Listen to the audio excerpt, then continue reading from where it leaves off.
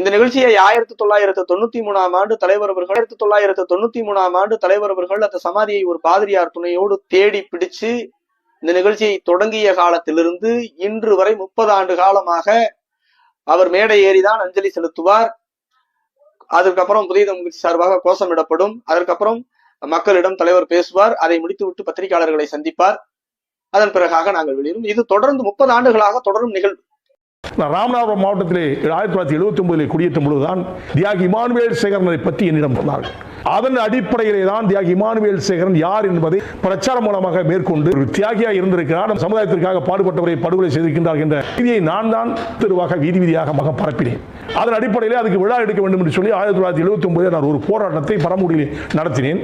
அதன் பிறகுதான் படிப்படியாக பிரச்சாரமாக மேற்கொண்ட பிறகுதான் தியாகி இமானுவேல் சேகரன் அவர்களையும் பிரச்சாரம் செய்தது இவன் இந்த ஜான் பாண்டியன் என்பதை நீங்கள் அனைவரும் அறிந்து கொள்ள வேண்டும். தற்பெருமையாக சொல்வதாக கருத வேண்டாம், உண்மை நிலையை சொல்ல